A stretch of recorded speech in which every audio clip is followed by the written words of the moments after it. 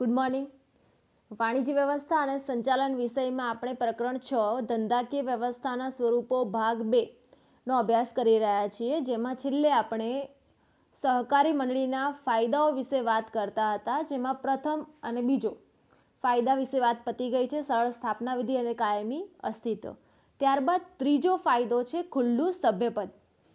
સમાન હિત ધરાવતી વ્યક્તિઓ માટે સભ્યપદ ખુલ્લું હોય છે. ધર્મ, જ્ઞાતિ, જાતિ કે આર્થિક સ્થિતિ સભ્યપદ મેળવવામાં અવરોધરૂપ બનતી નથી. અહીંયા એવું કહે છે કે કોઈ પણ વ્યક્તિ હોય, કોઈ પણ જ્ઞાતિ હોય, કોઈ પણ ધર્મ ધરાવતો હોય, કોઈ પણ જ્ઞાતિ, જાતિ કે એની આર્થિક પરિસ્થિતિ ગમે તેવી હોય, તેવી કોઈ પણ વ્યક્તિ મંડળીમાં સભ્યપદ ધરાવી શકે છે. તેના માટે કોઈ સમસ્યા હોતી નથી. ત્યારબાદ છે સભ્યોની મર્યાદિત જવાબદારી. મંડળીના સભ્યોની જવાબદારી તેમણે ખરીદેલા શેર પૂરતી જ મર્યાદિત રહે છે. અહીંયા એવું કહે છે કે મંડળીને જો નુકસાન થાય તો એણે કેટલું નુકસાન ભોગવવાનું આવશે એક સભ્ય તરીકે? તો એણે જેટલા શેર ખરીદ્યા હોય એ કિંમત પૂરતું જ એને નુકસાન સહન કરવાનું આવશે. એટલે કે એની જે જવાબદારી છે એ કેવી રહેશે? મર્યાદિત. પણ ભાગીદારી પેઢી અને વૈયક્તિક માલિકીમાં આનાથી વિપરીત પરિસ્થિતિ હોય છે. આપણને ખ્યાલ છે, ભણીને જ આવ્યા, કે ભાગીદારી પેઢી અને વૈયક્તિક માલિકી ધરાવતા હોય તો તમારી જવાબદારી અમર્યાદિત રહેશે. એટલે કે તમારી અંગત મિલકતો પણ દેવા ચૂકવવા માટે જવાબદાર બનશે. ત્યારબાદ છે સહકારી સહાય, સરકારી સહાય. મંડળીને સભ્યલક્ષી અને સમાજલક્ષી કાર્યો કરવા માટે સરકાર દ્વારા નાણાકીય સહાય આપવામાં આવે છે. આવી સહાય લોન, અનુદાન, સબસિડી સ્વરૂપે હોય છે. મંડળીને સભ્યલક્ષી અને સમાજલક્ષી કાર્યો કરવા માટે સરકાર પણ નાણાકીય સહાય કરે છે. આવી સહાય એ લોન, અનુદાન અને સબસિડી સ્વરૂપે હોય છે. ત્યારબાદ છે લોકશાહી વહીવટ. મંડળીના સભ્યને વ્યક્તિ દીઠ એક જ મત આપવાનો હોય છે. નિર્ણયો બહુમતીથી લેવાય છે. દરેક સભ્યને ચૂંટણીમાં ઊભા રહેવાનો, મત આપવાનો, ચર્ચામાં ભાગ લેવાનો અને પોતાના પ્રતિનિધિ ચૂંટવાનો અધિકાર છે. અહીંયા એવું કહે છે કે મંડળીમાં લોકશાહી વહીવટ છે. મંડળીના સભ્યને વ્યક્તિ દીઠ એક જ મત આપવાનો હોય છે. જે પણ નિર્ણયો લેવાય છે એ બહુમતીથી લેવાય છે. દરેક સભ્યને ચૂંટણીમાં ઊભા રહેવાનો, મત આપવાનો, ચર્ચામાં ભાગ લેવાનો અને પોતાના પ્રતિનિધિ ચૂંટવાનો અધિકાર છે. સભ્યો દ્વારા ચૂંટાયેલ કારોબારી સમિતિ લોકશાહી ઢબે મંડળીનો વહીવટ ચલાવે છે. ત્યારબાદ છે ઓછો વહીવટી ખર્ચ. મંડળી કરકસરના સિદ્ધાંતોને ભરેલી છે. સંચાલનમાં સભ્યોની માનદ સેવા મળે છે. વહીવટ પણ કરકસરથી ચાલે છે અને જાહેરાત ખર્ચ પણ કરવો પડતો નથી. અહીંયા એવું કહે છે કે સહકારી મંડળીમાં જે વહીવટી ખર્ચ થાય છે ખૂબ જ ઓછો થાય છે. કેમ? કારણ કે અહીંયા કરકસરના સિદ્ધાંતો સાથે કામ ચાલે છે. સંચાલનમાં ઘણા બધા એવા સભ્યો હોય છે કે જે માનદ સેવા આપતા હોય છે, ખૂબ જ ઓછું વેતન લઈને સેવા આપતા હોય છે અને વહીવટ પણ કરકસરથી ચલાવવામાં આવે છે. જાહેરાત ખર્ચ પણ અહીંયા કરવો પડતો નથી, કારણ કે ખરીદ વેચાણની જે પ્રક્રિયા છે એ અંદરો-અંદર સભ્યો વચ્ચે જ ચાલતી હોય છે, માટે એને માટે કોઈ અલગથી જાહેરાત કરવાની હોતી નથી. ત્યારબાદ છે નિશ્ચિત ગ્રાહક વર્ગ. મોટે ભાગે સભ્યો જ ગ્રાહક હોય છે. સભ્યો નિશ્ચિત હોય છે અને તેમને વસ્તુઓનું વેચાણ થાય છે. અહીંયા મોટા ભાગે ગ્રાહક કોણ હશે? તો કે સભ્યો, જે મંડળીના સભ્યો છે તે જ, ને તેમને જ વસ્તુઓનું વેચાણ થતું હોય છે. ત્યારબાદ છે વેપારી સંસ્થાઓ સામે સબળ હરીફ. વેપારી સંસ્થાઓ કેટલી વાર વધુ નફો મેળવવાની લાલચમાં ભેળસેળ, છેતરપિંડી, કાળા બજાર વગેરેને પોષે છે. અહીંયા એવું કહે છે કે વેપારી સંસ્થાઓ જે છે એ કેટલીક વાર વધુ નફો મેળવવાની લાલચમાં ભેળસેળ કરતા હોય છે, છેતરપિંડી કરતા હોય છે, કાળા બજાર કરતા હોય છે. પણ સહકારી મંડળીના સભ્યોના આર્થિક ઉત્કર્ષ, સામાજિક અને આર્થિક ન્યાયની ખાતરી આપતા હોવાથી વેપારી સંસ્થાઓ દ્વારા જે ગેરરીતિઓ આચરવામાં આવે છે તેનાથી આ મંડળી એ મુક્ત છે. માટે જ જે વેપારી સંસ્થાઓ છે તેમની સામે સબળ હરીફ તરીકે મંડળી ઊભી રહે છે. અહીંયા એવું કહે છે કે સહકારી મંડળી જે છે એ સભ્યોના આર્થિક ઉત્કર્ષ, સામાજિક અને આર્થિક ન્યાયની ખાતરી આપે તો છે જ, સાથે સાથે વેપારી સંસ્થાઓ જે છે જે ભેળસેળ, છેતરપિંડી, કાળા બજાર વગેરે કરતી હોય છે તે અહીંયા મંડળીમાં થતી નથી. માટે જ જે બાકીની વેપારી સંસ્થાઓ છે જે ગેરરીતિઓ આચરે છે તેમની સામે મંડળી એ સબળ હરીફ તરીકે ઊભી રહી શકે છે. ત્યારબાદનો જે ફાયદો છે તે છે સમાજ માટે કલ્યાણકારી પ્રવૃત્તિઓ. સહકારી મંડળીઓ તેમના નફા અને અનામત ભંડોળમાંથી સમાજ માટે કલ્યાણકારી પ્રવૃત્તિઓ હાથ ધરે છે. ઓછા મૂલ્યે અથવા વિના મૂલ્યે તબીબી નિદાન કેમ્પ યોજે છે. દવાખાના, શાળા, બાગ બગીચાની સેવા ઊભી કરે છે અને જાળવણીની વ્યવસ્થા પણ કરે છે. અહીંયા એવું કહે છે કે સહકારી મંડળીઓ તેમનો જે નફો થાય છે, જે અનામત ભંડોળ છે એમનું, તેમાંથી સમાજ માટે પણ કલ્યાણકારી પ્રવૃત્તિઓ હાથ ધરે છે. ઓછા ખર્ચે અથવા વિના મૂલ્યે પણ તબીબી નિદાન કેમ્પ યોજે છે.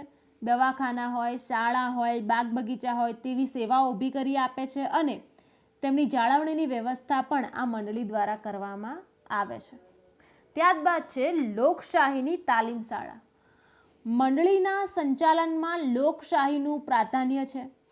મૂડી કરતાં માનવીને મહત્વ આપવામાં આવે છે. સભ્યોનું મહત્વ જળવાઈ રહેતું હોવાથી લોકશાહી જીવંત રહે છે. અહીંયા એવું કહે છે કે મંડળીનું જે સંચાલન થાય છે તે લોકશાહી ઢબે થાય છે અને અહીંયા મૂડી કરતાં માનવીને વધુ મહત્વ આપવામાં આવે છે. માટે અહીંયા સભ્યોનું મહત્વ જળવાઈ રહેતું હોવાથી લોકશાહી જીવંત રહે છે. આથી સહકારી મંડળી લોકશાહી વ્યવસ્થાના આદર્શ સિદ્ધાંતોનું શિક્ષણ આપતી તાલીમ શાળા છે. ત્યારબાદ છે સભ્યોનો આર્થિક ઉત્કર્ષ અને વિકાસ.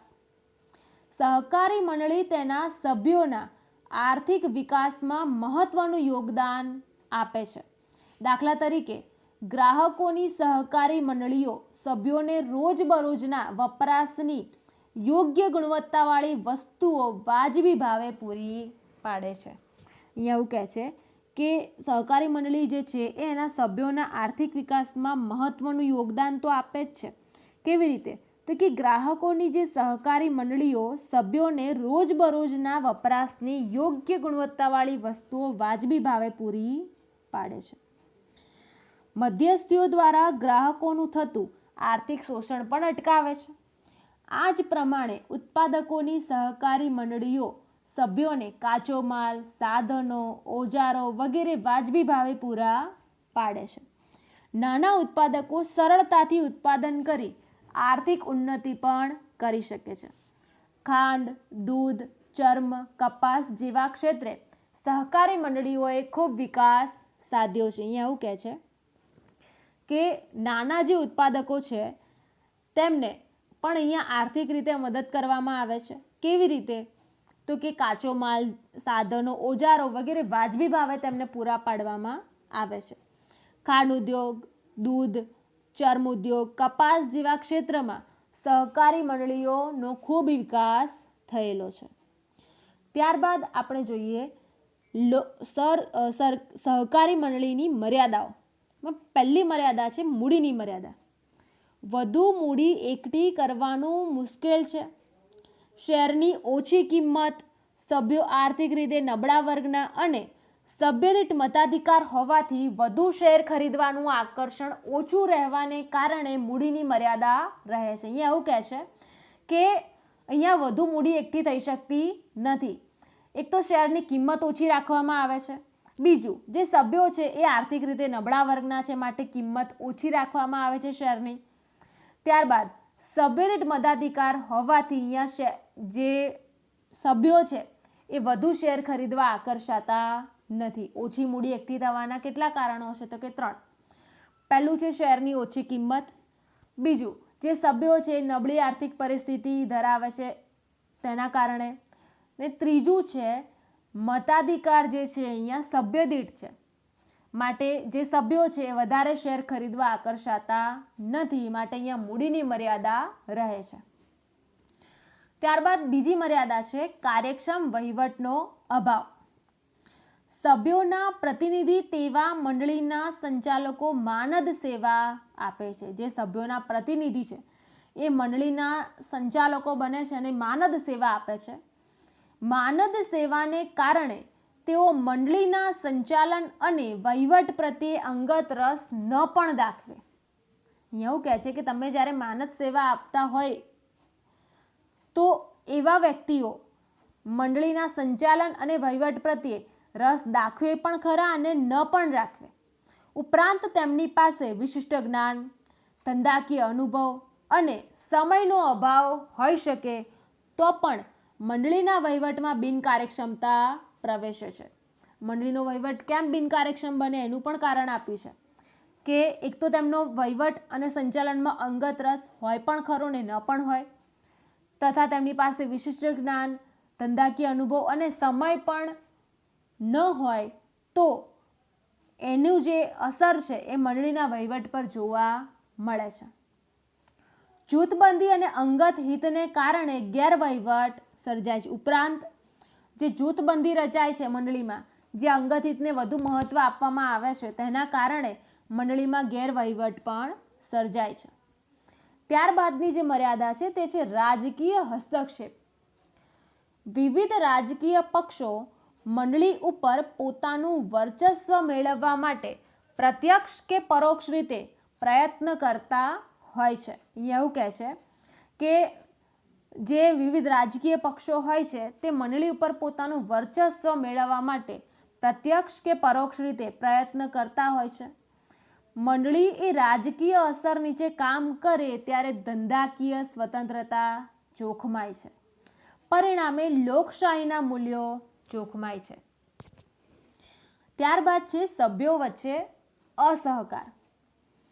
મંડળીના સભ્યોમાં વફાદારીનો અભાવ હોય, સભ્યોમાં પરસ્પર કુસંપ, સંઘર્ષ, જૂથબંધી, સ્વાર્થ વૃત્તિ પ્રવેશે ત્યારે સહકારની સંસ્થામાં અસહકારનું નિર્માણ થાય છે. અહીંયા એવું કહે છે કે જ્યારે સભ્યો વચ્ચે વફાદારીનો અભાવ હોય, સભ્યોમાં પરસ્પર કુસંપ હોય, સંઘર્ષ થતો હોય, જૂથબંધી રચાતી હોય, સ્વાર્થ વૃત્તિ પ્રવેશી હોય ત્યારે સહકારની સંસ્થામાં અસહકારનું નિર્માણ થાય છે.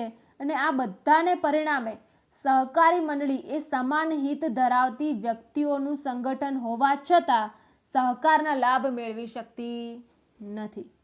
તો વિદ્યાર્થી મિત્રો, આ જે વાત કરી એ આપણે સહકારી મંડળીના અર્થ, લક્ષણો, ફાયદા અને મર્યાદા વિશે વાત કરી. અહીંયા એક વાત ખાસ ધ્યાન રાખી વિદ્યાર્થી મિત્રો કે આ જે પ્રકરણ છે એ તમારા માટે 5 માર્કનું રહેશે. એટલે કે તમારી એક્ઝામમાં આ પ્રકરણમાંથી 5 માર્કનો સવાલ પૂછાઈ શકે છે. સહકારી મંડળીના જે લક્ષણો છે તમે બરાબર તૈયાર કરો તો એમાંથી જ મોટાભાગના તમને ફાયદાના મુદ્દા પણ મળી રહેશે અને મર્યાદાના મુદ્દા પણ મળી રહેશે. તો લક્ષણો તમે બરાબર સમજી લો, ત્યારબાદ એના ફાયદા અને મર્યાદા તૈયાર કરો તો તમારું એક આખું પોર્શન સહકારી મંડળીનું તૈયાર થઈ જશે. ત્યારબાદ આપણે જોવાનું છે સંયુક્ત હિસ્સાવાળી કંપની, જોઈન્ટ સ્ટોક કંપની. એમાં આપણે જોઈએ કે ઔદ્યોગિક ક્રાંતિ પછી યંત્રો દ્વારા માંગની અપેક્ષાએ મોટા પાયા ઉપર ઉત્પાદન થવા લાગ્યું. મોટા પાયા પર મૂડીની જરૂરિયાત સાથે જોખમનું પ્રમાણ પણ વધ્યું. આ પરિસ્થિતિમાં ધંધાકીય વ્યવસ્થાના સ્વરૂપ તરીકે વૈયક્તિક માલિકી કે ભાગીદાર પેઢી અનુકૂળ ન આવે તે સ્વાભાવિક છે. વૈયક્તિક માલિકી અને ભાગીદારી પેઢીની મુખ્ય મર્યાદાઓમાં અમર્યાદિત જવાબદારી, મૂડીની મર્યાદા, ટૂંકું આયુષ્ય વગેરે હતી. મોટા પાયા ઉપર ધંધાકીય પ્રવૃત્તિ કરવા માટે વિશાળ પ્રમાણમાં મૂડીની જરૂરિયાત સાથે મૂડીની સલામતી, જવાબદારી અને જોખમની વહેંચણી, કાર્યદક્ષ સંચાલન વગેરે અનેક પ્રશ્નોના ઉકેલ રૂપે નવી ધંધાકીય વ્યવસ્થાનો ઉલ્લેખ થયો કે જેને આપણે સંયુક્ત હિસ્સાવાળી કંપની તરીકે ઓળખીશું.